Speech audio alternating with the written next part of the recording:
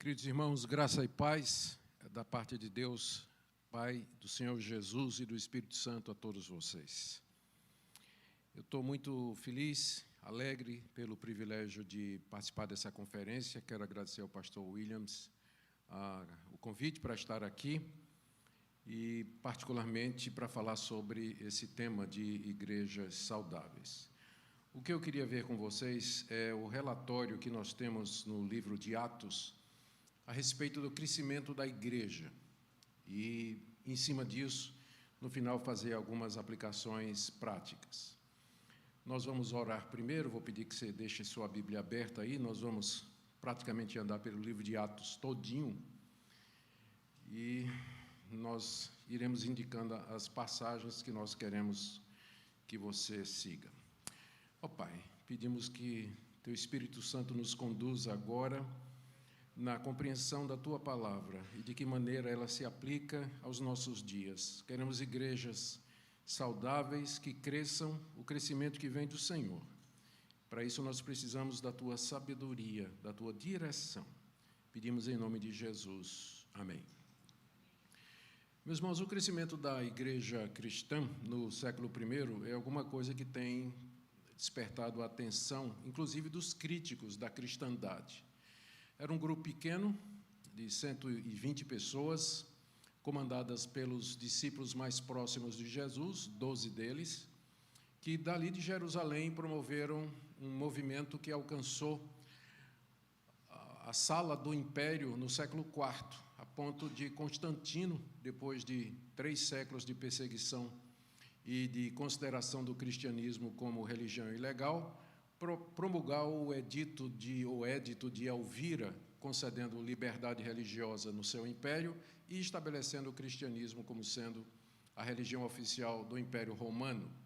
Ou seja, em menos de 300 anos, o cristianismo saiu de uma seita, assim era considerada, uma seita judaica pequena, liderada por um judeu rejeitado e morto pelas autoridades romanas, para ser a religião do maior império da época, para o bem ou para o mal. Então, o que nos espanta é que os primeiros cristãos eles não tinham os recursos que nós temos, eles não tinham estratégias, eles não tinham marketing, não tinham recursos financeiros. Ainda assim, a igreja se espalhou como fogo na pradaria durante esses primeiros séculos que eu mencionei, a ponto, como eu disse, de chamar a atenção dos estudiosos sobre as origens e as causas. O livro de Atos, que nós temos na nossa Bíblia, como um dos livros canônicos, ele é o primeiro livro de história da igreja que jamais foi escrito. Ele foi escrito, segundo nos é dito, no seu início e no início do Evangelho de Lucas, já que o Evangelho de Lucas foi escrito pelo mesmo autor, que ele nasceu como o resultado da tentativa desse médico chamado Lucas, que foi companheiro do apóstolo Paulo durante um tempo das suas viagens missionárias, de dar um relato por escrito do crescimento do cristianismo desde o seu nascedouro. Ele começa com a história de Jesus, que é o Evangelho de Lucas, e ele continua, depois da ressurreição de Jesus, no livro de Atos, que é a história do crescimento da igreja. E lá nós encontramos uma coisa curiosa, a mania que Lucas tem, mania não, o bom hábito que ele tem, de dar relatórios a respeito do crescimento da igreja. Nós encontramos pelo menos 9 relatórios de Lucas, alguns inclusive contendo números, sobre o crescimento da igreja. Então, num sentido, ele estava preocupado também em mapear o crescimento da igreja, em notar o crescimento da igreja. E o que é mais interessante ainda, e é esse o ponto que eu vou usar nessa noite, é que cada um desses relatórios é precedido de um evento que, pela construção literária, é a causa do crescimento. Ele diz que alguma coisa aconteceu e depois diz a igreja crescia, se multiplicava, etc., estabelecendo uma relação de causa e efeito. A igreja crescia porque alguma coisa foi feita, alguma coisa aconteceu. Então, são 9 relatórios e nós podemos ver atrelados a cada um deles eventos escolhidos por Lucas que ele conecta com esses relatórios, mostrando a razão ou a maneira pela qual a igreja conseguia crescer naquela velocidade assombrosa que nós já mencionamos aqui. Então, num certo sentido, embora o livro de Atos seja história, ele está narrando fatos, por outro lado, é também um livro de teologia, porque é a narrativa de fatos da perspectiva cristã.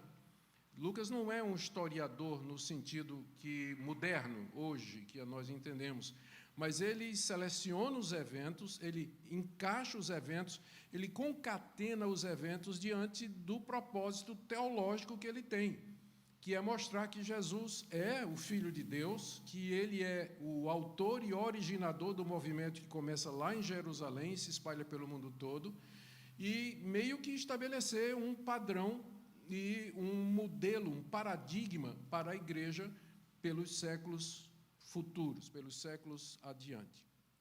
Fazemos bem em voltar para o livro de Atos, porque foi ali que tudo começou.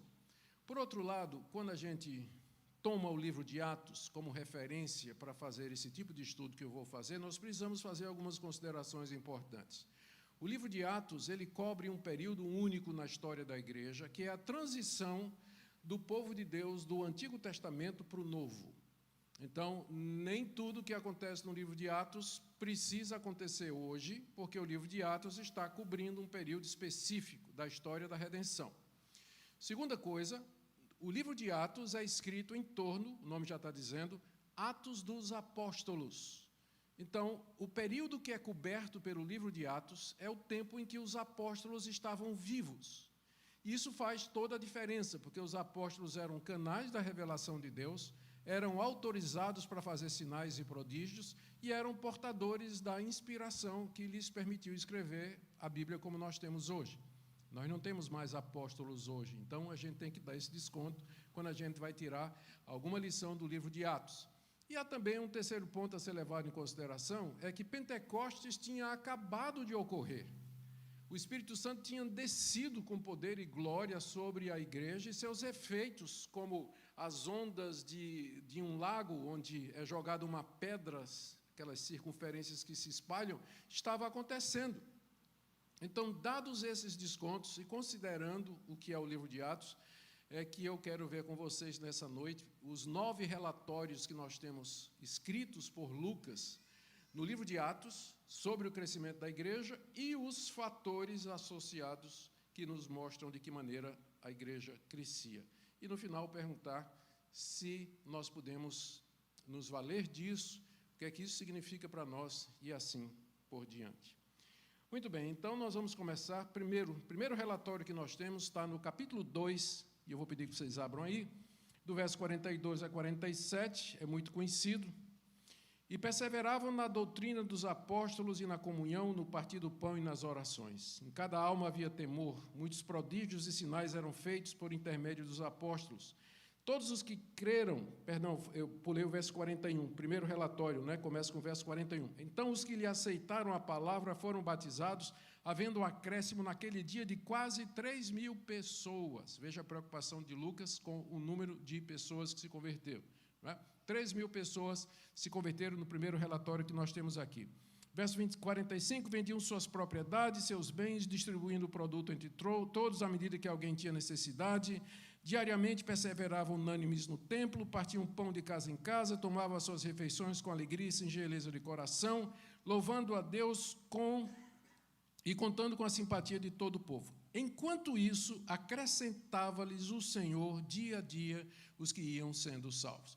Nesse primeiro relatório, nós temos aqui um registro numérico. Números não dizem tudo, mas eles dizem alguma coisa. Senão, não seria importante para Lucas ter aqui.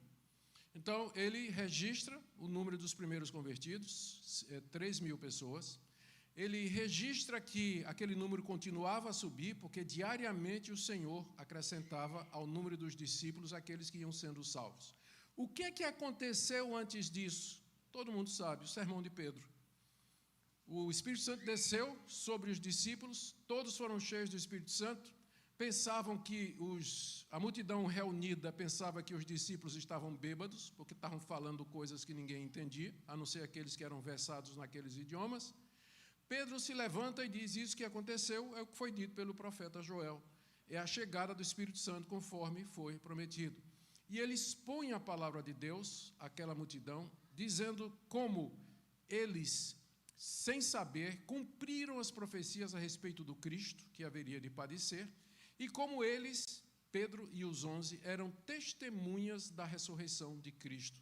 E Pedro termina o seu sermão dizendo: vocês podem estar certos que esse Jesus que vocês crucificaram, Deus o fez Senhor e Cristo, Ele é um Messias.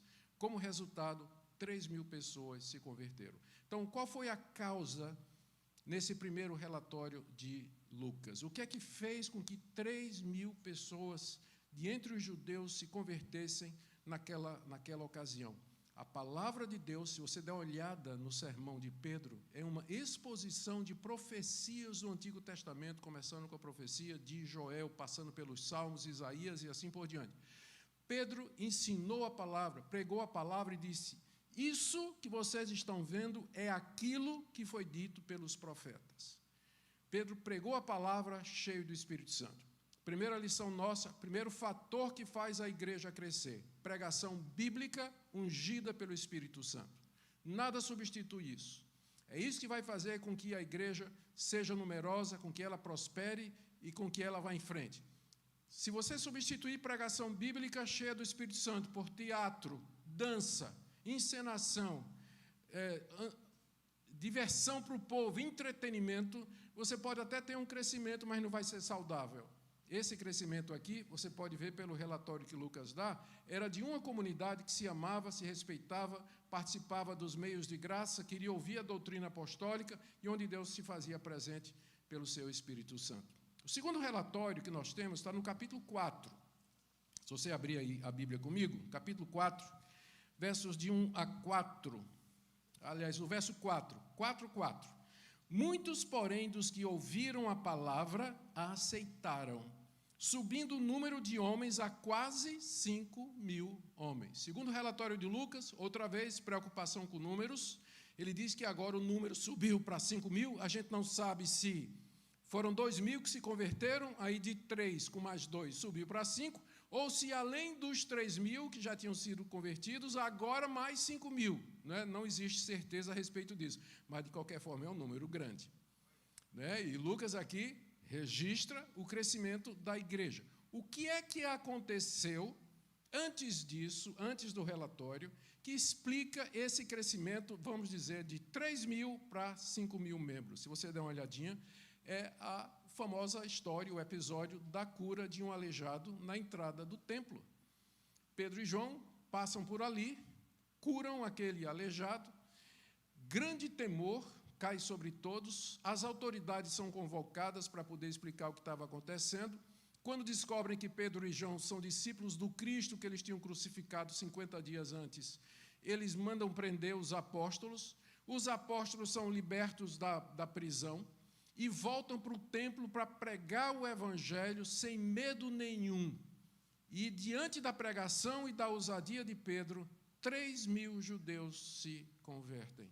O que é que provocou esse crescimento? A intrepidez, a coragem, a ousadia dos primeiros cristãos. Eles não tinham medo da morte, eles não tinham medo da prisão, não tinham medo dos leões, não tinham medo absolutamente de nada, porque eles estavam convencidos que Jesus de Nazaré era o Cristo, o Filho de Deus.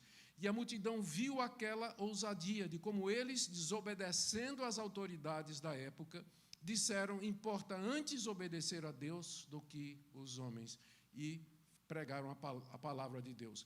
Nós vivemos num mundo hostil, vivemos num mundo que é contrário à palavra de Deus, onde não é política. A mensagem cristã bíblica, ela não é politicamente correta.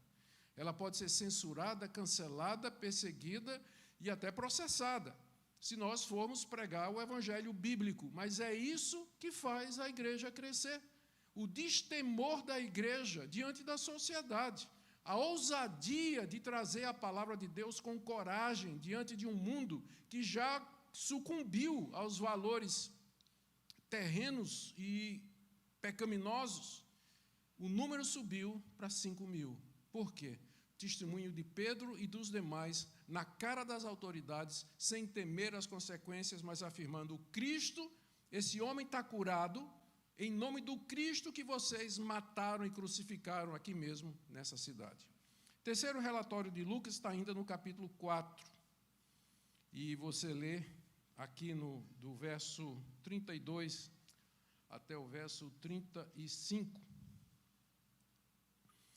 onde ele diz assim: da multidão dos que creram era um coração e alma, ninguém considerava exclusivamente sua nenhuma das coisas que possuía, tudo, porém, lhes era comum. Com grande poder os apóstolos davam testemunho da ressurreição do Senhor Jesus, e em todos eles havia abundante graça, nenhum necessitado havia entre eles, porque os que possuíam terras ou casas, vendendo-as, traziam os valores correspondentes, depositavam aos pés dos apóstolos, distribuíam a qualquer um à medida que alguém tinha necessidade. Note que a partir do verso 32, nós temos esse relatório no verso 32, da multidão dos que creram.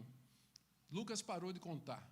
Daqui para frente é multidão, porque ele já não conseguia mais numerar, uma vez que o crescimento acontecia em todos os lugares da cidade de Jerusalém, fora dela. Mas agora eram multidões. O que é que aconteceu antes de Lucas fazer esse relatório, onde não mais números, mas indicações de grande volume de pessoas acontecem? Se você der uma lidinha, você vai ver que os apóstolos tinham sido presos, eles foram libertos miraculosamente, pregaram a palavra no templo, foram chicoteados, libertados, voltaram para os seus irmãos e tiveram uma reunião de oração. E eles disseram: ó Deus, dá-nos autoridade e poder para que nós anunciemos o nome de Jesus aqui nessa cidade, sem ter medo nenhum, enquanto o Senhor converte o coração dessas pessoas. E diz o texto que, enquanto eles oravam, o lugar tremeu, todos foram cheios do Espírito Santo, e com ousadia proclamavam a palavra de Deus. E aí ele diz: da multidão dos que creram. Percebem a ligação? O que é que aconteceu que Lucas conecta com esse terceiro relatório? A igreja em oração, a igreja clamando, a igreja pedindo a Deus, a igreja suplicando, não que fossem... É interessante, eles não pedem para ser livres da perseguição e da tribulação, eles pedem que Deus lhes dê perseverança e coragem para continuar a testemunhar de Jesus no meio daquela sociedade hostil. O quarto relatório que nós encontramos está no capítulo 5. Vão acompanhando aí. Capítulo 5, nós lemos aí a partir do verso 11. Sobreveio grande temor a toda a igreja e a todos quantos ouviram a notícia desses acontecimentos. Muitos sinais e prodígios eram feitos entre o povo por mão dos apóstolos. E veja o verso 14. E crescia mais e mais a multidão de crentes, tanto homens como mulheres, agregados ao Senhor. Esse aqui é o quarto relatório de Lucas, e como eu disse, ele já parou de contar número, né? Ele agora é multidão. Crescia a multidão, aumentava a multidão dos que creram na palavra do Senhor. O que é que aconteceu antes desse quarto relatório? Se você der uma olhadinha, isso vai parecer alguma coisa que a princípio não faz sentido. É a disciplina de Ananias e Safira. Aquele casal da igreja que, movidos de um desejo de publicidade ou se tornarem popular ou de parecer piedosos, venderam uma propriedade, guardaram metade do preço para garantir a aposentadoria, e a outra metade levaram para a igreja dizendo que era o fruto de tudo que eles tinham vendido, que era para ajudar os pobres. E Pedro disse: Ananias, por que é que o diabo encheu o seu coração? Você não precisava ter vendido nada, por que é que você mentiu ao Espírito Santo? Ananias cai morto na hora. Quando a mulher dele chegou, pouco tempo depois, Safira, Pedro perguntou: me diga uma coisa, por quanto é que vocês venderam a propriedade? E ela repetiu a mentira do marido, caiu morta na hora. Cuidado quando orar por avivamento. Tá? Porque é o que vai acontecer com tudo quanto é de mentiroso. Né? Vai cair morto. Então, cuidado com o que você pede, que você pode ganhar. Certo? Então, E isso diz, então, esse juízo imediato de Deus sobre o pecado na vida da igreja provocou um grande temor que fez com que, ao contrário do que se pensa, gente dizendo, eu não vou para a igreja do pastor Pedro, mentiroso morre lá. Em vez disso acontecer, as pessoas vieram, porque disseram, esse é um Deus verdadeiro, esse é um Deus que de fato julga com justiça, esse é o Deus a quem eu quero servir. E a multidão aumentou, houve temor, caiu o temor de Deus. Hoje em dia nossas igrejas deixam os membros pecarem à vontade, não há temor de Deus, não há temor ao pecado, ao juízo de Deus, não há apreço pela santidade de Deus. Mas quando Deus, agindo através daqueles que Ele colocou na liderança da igreja, Ele promove a disciplina bíblica, a santidade bíblica na igreja, isso não espelha as pessoas, não, como alguns pensam. Alguns acham que a melhor maneira da igreja crescer é tornar a porta larga, não falar de pecado nem de inferno, e só falar coisa de vitória, coisa boa, como coaching, por exemplo. Mas o que vemos aqui é o contrário. A maneira como Ananias e Safira foram tratados, na verdade, fez com que caísse temor, e a multidão dos que crê crescia, verso 14, crescia mais e mais a multidão de crentes. Era assim que a igreja crescia, baseada na verdade e na santidade. Capítulo 6, nós encontramos o quinto relatório. Nós lemos no verso 7, crescia a palavra de Deus, e em Jerusalém se multiplicava o número dos discípulos, também muitíssimos sacerdotes obedeciam à fé. Notem que, a partir de agora, ele já usa a palavra multiplicar. Já vai aumentando. Perdeu a conta da aritmética e agora é a multiplicação geométrica, não é? Eu ia dizer geográfica, mas é geométrica. Crescia a palavra de Deus. Não é interessante isso? O que crescia era a igreja. Mas ele diz, crescia a palavra de Deus. Por quê? Porque as duas coisas estão ligadas. O que faz a igreja crescer é a palavra de Deus. E quando a igreja cresce, a palavra de Deus cresce. E o contrário, quando a palavra de Deus cresce, quando ela é pregada, ela é ensinada, a igreja cresce. Você não pode separar essas duas coisas. Crescimento verdadeiro só vem pela palavra de Deus. Veja como Lucas, eu ia dizer mistura, mas como ele é inspirado por Deus, eu não posso dizer isso. Mas Lucas usa uma coisa como se fosse a outra. Em vez de dizer crescia a igreja, ele diz crescia a palavra de Deus. E ele continua dizendo que em Jerusalém se multiplicava. Primeiro ele dava o número, depois ele falou de multidão, e agora ele fala de multiplicação. Se multiplicava o número dos discípulos e acrescenta um elemento novo. Também muitíssimos sacerdotes obedeciam à fé.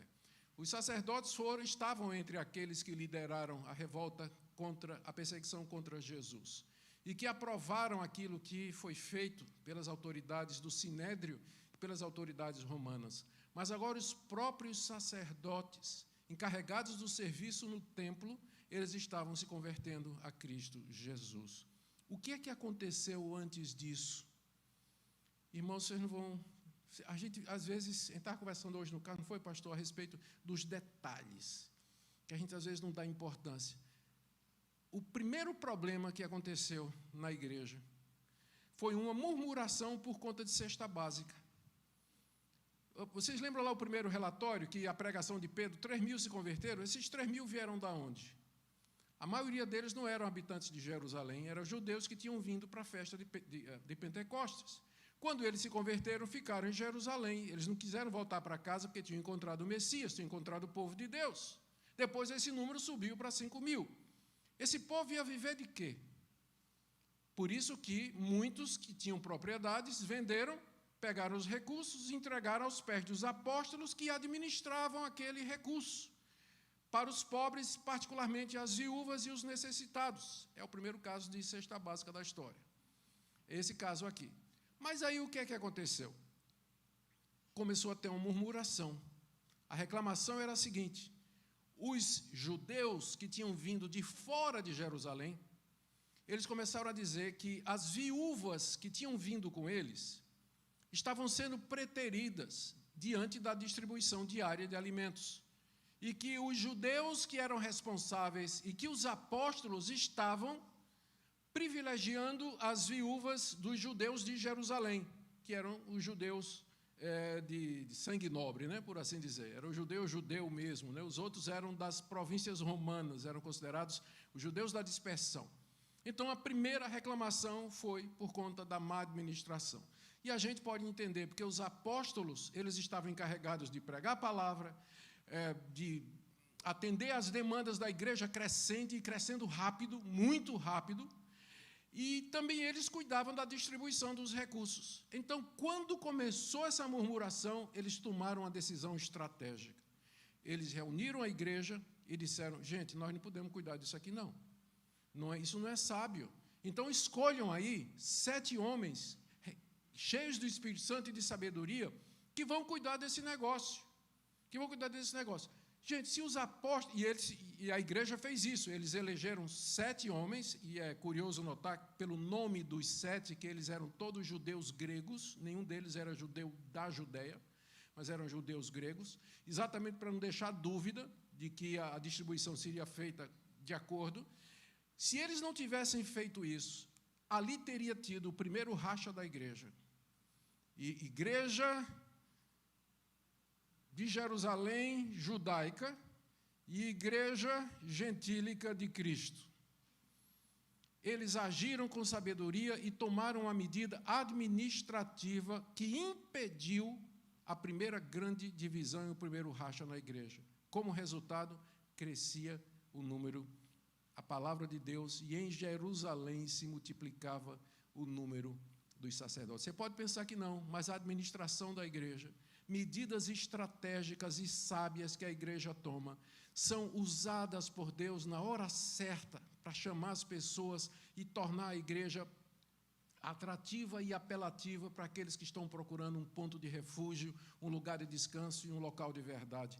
Então, é importante a administração correta dos recursos, transparência dos recursos, saber que não se pode fazer tudo, os pastores entenderem que eles têm que delegar, que eles têm que dividir a tarefa ministerial. Quantos pastores estão passando por burnout, passando por a depressão, exatamente porque eles não têm essa sabedoria que os apóstolos tiveram aqui.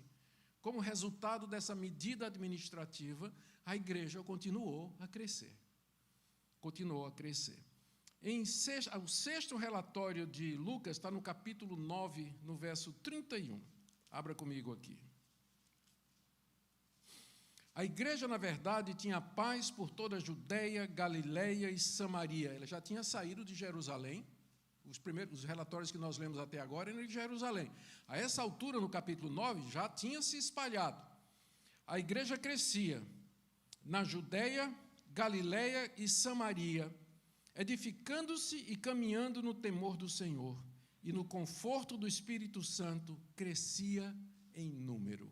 Mais um relatório sobre o crescimento numérico da igreja. É tão importante a gente ver isso aqui, porque tem gente que acha que crescimento de igreja é uma coisa que não devia fazer.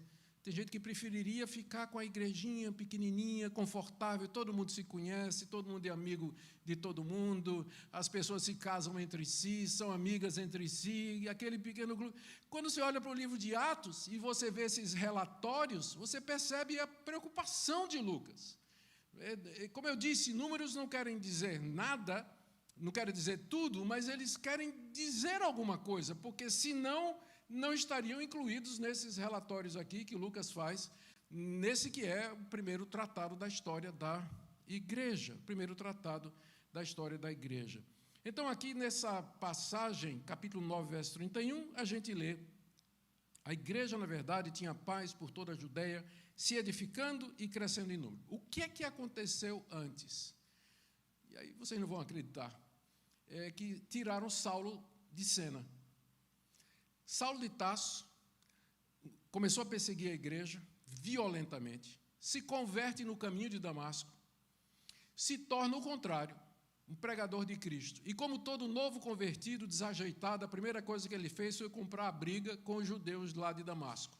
Ele teve que sair fugido de Damasco. Levaram para Jerusalém, chegou lá, queriam matar ele também.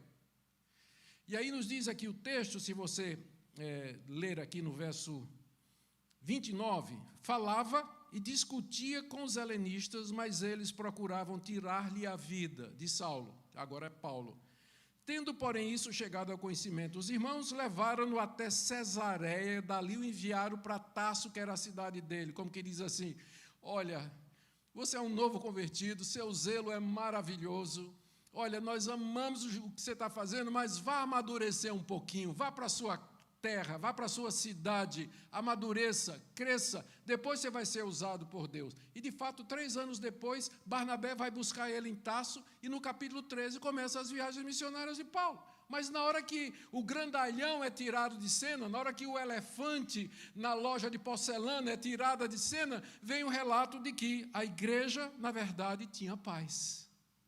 Agora tinha paz, não é? Em toda a Judeia, Galiléia, Samaria, edificando-se e caminhando no temor do Senhor e no conforto do Espírito Santo crescia em número.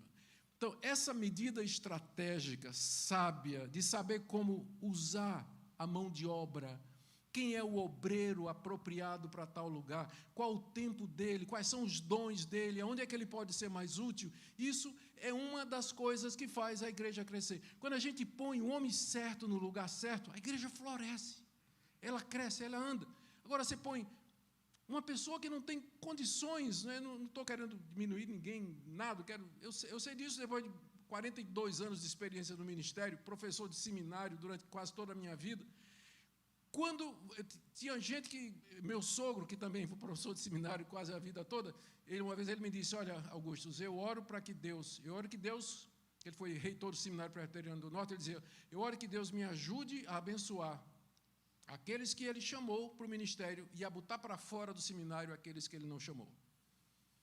E botar para fora aqueles que ele não chamou. Então, como é importante, igreja lida com pessoas. É importante a pessoa certa no lugar certo, no tempo certo. O coração do sábio conhece o tempo e o modo, Eclesiastes capítulo 8, verso 5. A igreja percebeu que a presença de Saulo ali em Jerusalém só iria prejudicar o andamento do evangelho. E aí leva o brigão lá para Tarso e diz, quieta aí. 3 anos depois, ele está pronto. E com Barnabé ele começa a sua primeira viagem missionária. Capítulo 11, verso 21. Próximo relatório. É o 7º relatório que nós temos aqui de Lucas. Veja como ele entremeia.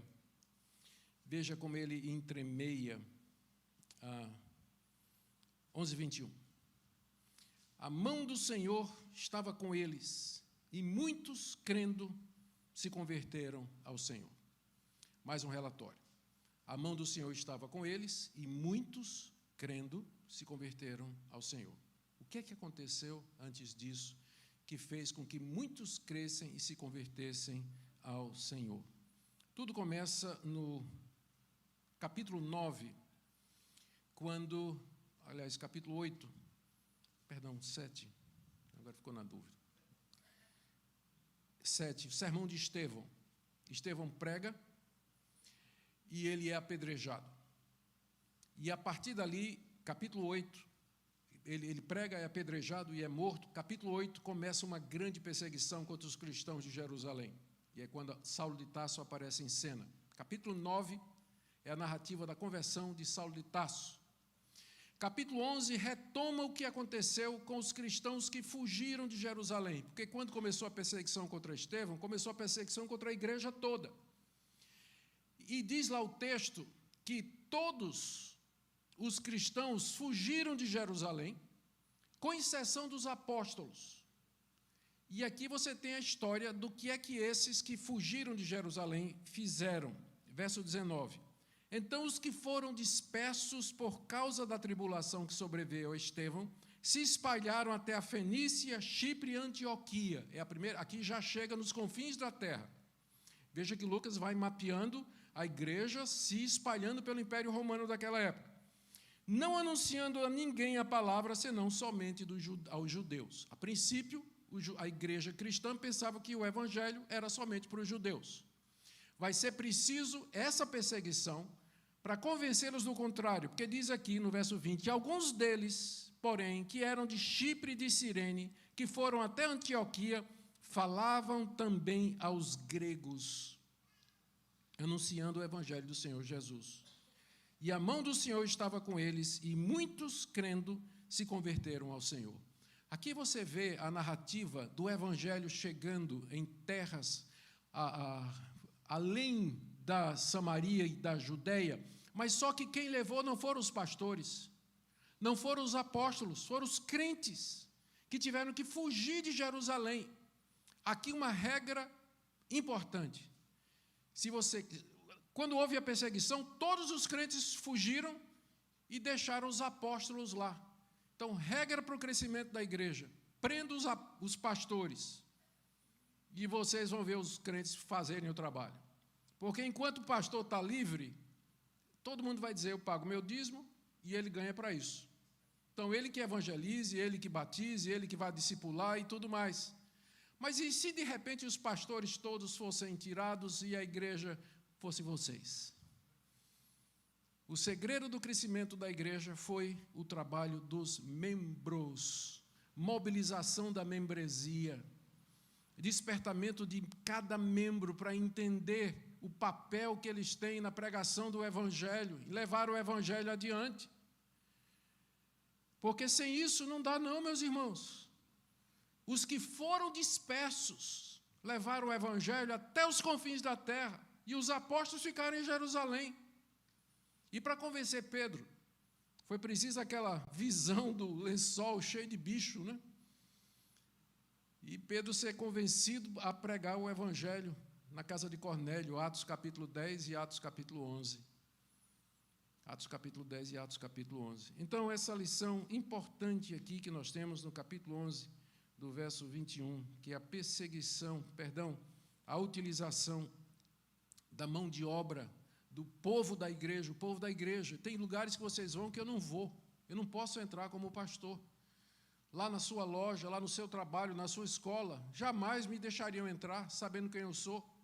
Mas você está lá, você pode pregar, você pode dar testemunho de Cristo Jesus. É dessa maneira que muitos se convertem. Quando a gente estuda métodos de evangelização e quais são os métodos mais eficazes, sempre o evangelismo por amizade está em primeiro lugar. Você leva aquele seu amigo para a igreja, você indica um vídeo, você dá uma literatura, você compartilha o evangelho de Cristo. É isso que faz a igreja crescer. Menos gente do que você pensa se converte através do ministério dos pastores. Na grande maioria das vezes é através do ministério dos crentes e do trabalho de formiguinha que cada um de vocês faz, que somando dá esse crescimento extraordinário que nós vemos aqui. Com a profissionalização do púlpito, isso se perdeu.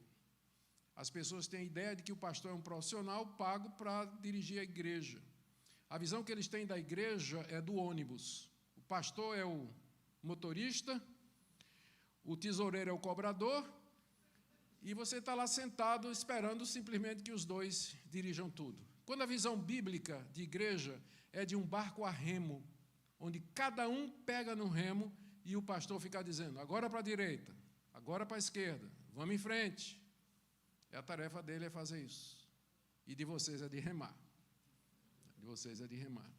É assim que a igreja cresceu, é isso que nós lemos aí no 7º relatório. Vamos para o 8º relatório, capítulo 12, verso 24. Estamos terminando já, irmãos. Capítulo 12, no verso 24. Onde nós lemos aqui: entretanto, a palavra do Senhor crescia e se multiplicava. Esse é o 8º relatório de Lucas, simples, mas contendo aqueles mesmos elementos, confundindo, no bom sentido, né, usando de maneira intercambiável, palavra de Deus e igreja. Crescia a palavra de Deus, quer dizer, crescia a igreja através da palavra de Deus, ou a palavra de Deus era conhecida por mais gente à medida que a igreja se multiplicava. Crescia a palavra de Deus e se multiplicava. O que aconteceu antes disso aqui? A mão de Deus sobre os inimigos da igreja. Herodes estava perseguindo a igreja, aquele mesmo Herodes que matou Tiago, o primeiro mártir, queria matar Pedro, mas Deus o libertou. E numa audiência em que Herodes estava barganhando relações comerciais com o pessoal de Tiro, ele se apresenta em vestes resplandecentes, brilhando como se fosse um deus, e a multidão diz: é palavra de Deus isso que está saindo de Herodes, e Herodes toma para si aquela glória, e Deus o fere imediatamente, porque Deus não divide a sua glória com ninguém. E logo em seguida, veja só, no verso 23, no mesmo instante um anjo do Senhor o feriu, por ele não haver dado glória a Deus, e comido de vermes expirou. Entretanto, a palavra do Senhor crescia e se multiplicava. Deus age contra os inimigos da igreja. Cedo ou tarde ele faz isso. Algumas vezes imediatamente, de maneira clara, ele faz a sua mão pesar contra aqueles que perseguem os seus filhos, que perseguem o evangelho. E o juízo de Deus sobre os ímpios, quando é percebido, quando é entendido, faz com que as pessoas temam e eles digam: esse mesmo Deus pode fazer isso comigo, que eu sou do mesmo tipo de Herodes. E tem gente que diz assim: mas não é melhor buscar a Deus por amor? Eu digo: se você tiver que buscar a Deus porque você está com medo dele, é melhor você fazer isso do que você ir para o inferno. É muito melhor. Então, o temor de Deus, quando Deus executa o seu juízo. Você vê, por exemplo, uma pandemia como essa que nós passamos, que atingiu o mundo todo, poderosos, botou no pó e na cinza, botou de joelho gente, crises financeiras mundiais, tsunamis, terremotos, peste negra que destruiu metade da Europa alguns séculos atrás, juízo de Deus sobre esse mundo, que traz pessoas a se humilhar diante dele e dizer: que poder extraordinário é esse? O juízo de Deus é um dos fatores de crescimento da igreja. Queira ou não, se você olhar os relatórios, foi durante a pandemia que talvez as igrejas evangélicas no mundo inteiro mais cresceram. Por quê? Exatamente porque as pessoas ficaram com medo. Medo de morrer, medo de Deus, medo do juízo. Às vezes Deus faz isso. Isso aqui nós não temos controle. Isso aqui está na mão soberana de Deus, mas é uma maneira de você olhar as catástrofes, as calamidades e os desastres que acontecem nesse mundo. É a mão de Deus sobre Herodes. E através disso ele faz a sua igreja crescer. Se não vai por bem, vai por mal. Melhor você buscar a Deus, você está com medo dele, do que você não buscar ele de maneira nenhuma. E eu quero ir para o último ponto aqui, onde no capítulo 19, verso 20, agora no ministério de Paulo. Aqui não tem muita novidade, mas através do ministério de Paulo nós lemos assim, capítulo 19, verso 20. Assim, a palavra do Senhor, pela terceira vez, Lucas usa as duas coisas intercambiavelmente. Assim a palavra do Senhor crescia e prevalecia poderosamente. O que é que aconteceu? Paulo em Éfeso prega o evangelho, bruxos se convertem, feiticeiras abandonam suas práticas, queimam em praça pública livros de feitiçaria que custavam milhares de dólares, e como resultado desse poderoso avivamento e da pregação da palavra de Deus, aqui é muito semelhante ao que aconteceu no dia de Pentecostes. A palavra do Senhor crescia e prevalecia poderosamente na vida dos apóstolos. Eu quero concluir com algumas aplicações. O que é que nós podemos aprender? Queridos, todos nós queremos ver a igreja crescer. Todos nós queremos igrejas saudáveis, que se lembrem de suas raízes e que andem conforme a palavra de Deus. O livro de Atos, ele nos dá um retrato dessa igreja. E como eu disse, Lucas constrói o seu relato de maneira cuidadosa em torno desses relatórios, desses 9 relatórios, onde cada um deles é precedido de um evento que faz uma relação e que nos mostra de que maneira e porquê e o que Deus usa. Se eu fosse trazer para a nossa prática hoje, eu diria o seguinte: primeiro, oração, como aqueles discípulos. Orar, não para que Deus nos livre do mal, no livro dos males terrenos aqui, porque não foi essa a oração. Não orar por prosperidade, nós somos imigrantes. A maior parte de nós veio aqui em busca de uma vida melhor, de condições financeiras, não tem nada errado com isso. Errado é quando você deixa isso dominar a sua vida. Aqueles primeiros cristãos estavam orando não por prosperidade, segurança financeira, melhoria de vida, mas eles oravam para que Deus desse ousadia para que eles fossem testemunhas de Cristo, aonde Deus os mandasse. Como que peregrinos em terra alheia, sem esquecer sua vocação. Então a igreja tem que orar pela coisa certa. Segundo, a igreja tem que buscar a plenitude do Espírito Santo. Pedir a Deus que encha a igreja com o seu Espírito. Porque, de outra maneira, nós não haveremos de progredir nenhum membro. Ninguém vai se converter. Vai ser a igreja do esvaziamento bíblico, se o Espírito Santo não estiver conosco. Oremos para que o Santo Espírito de Deus venha sobre nós. Terceiro, inegociável, pregar a palavra de Deus com fidelidade, ensinar a Escritura. Dizer como Pedro no dia de Pentecostes, isso é aquilo. A palavra sempre servindo de referência para aquilo que nós estamos vivendo, para aquilo que nós estamos ensinando. Em quarto lugar, perseverar. Igrejas podem levar tempo para crescer. Às vezes você nem vai ser aquele que vai plantar, para aquele que vai colher. Um planta, outro rega e outro colhe. Ensina o apóstolo Paulo, 1 Coríntios capítulo 3. É preciso perseverar, ensinar a palavra de Deus. Porque, veja, o grandalhão Saulo teve que pegar 3 anos de banco antes de poder ser um pastor, um obreiro usado por Deus. Às vezes a gente quer que a igreja cresça assim, ó. Não é assim o caminho de Deus. O caminho de Deus é o caminho natural. É verdade que pode acontecer coisas extraordinárias, como nós vimos aqui. Mas lembremos aquilo que eu disse. Tinha apóstolo lá e Pentecostes tinha acabado de acontecer. Os princípios são esses aqui. Mas vamos dar os devidos descontos, como eu falei.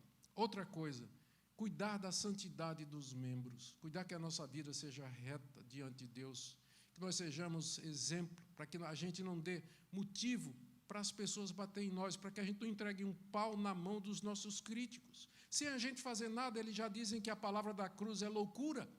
Imagine se a gente der motivo. Então, uma vida de santidade, Deus acrescenta. E tomar medidas estratégicas sábias, que foi o que eles fizeram em Atos 6, com a consagração dos primeiros diáconos. Nós somos igrejas de imigrantes numa terra que não é nossa, mas que nos acolhe e pelo que nós damos graças a Deus. É preciso ter sabedoria para transplantar a cultura brasileira para a cultura americana, coisas que funcionariam lá no Brasil, numa igreja evangélica reformada, talvez não funcione exatamente aqui da mesma forma. E nós precisamos de sabedoria para saber como continuar a ser fiéis, sem comprometer os princípios bíblicos e reformados, e, ao mesmo tempo, ser relevantes para uma comunidade peregrina aqui nas terras americanas. Precisamos de muita sabedoria para isso. E, por último, louvar a Deus pela existência das igrejas brasileiras reformadas em solo americano. E pedir a Deus que Ele nos faça parte desse movimento, que nós façamos a diferença, que nós possamos somar e ver o Evangelho de Deus crescendo nestas terras. Um dia, essa terra enviou missionários ao Brasil. Hoje em dia, talvez ela precise do movimento contrário. E que Deus nos use nesse movimento. Amém? Ó Deus, obrigado pela Tua palavra. Tu és o mesmo Deus. É o Deus de maravilhas, é o Deus de poderes, és o Deus sábio, és o Deus que muda corações, que convertes, que aumenta a igreja. Nós pedimos, ó Deus, pela multiplicação da Tua igreja aqui nos Estados Unidos. Nós pedimos, ó Deus, que a nossa comunidade de brasileiros convertidos ao Senhor possa crescer e multiplicar. Te damos graças, pedimos, ó Deus, para ver que isso aconteça em nossos dias, para nossa alegria e para o louvor da Tua glória. Em nome de Jesus. Amém. Amém. Deus abençoe a vida dos irmãos. Pastor.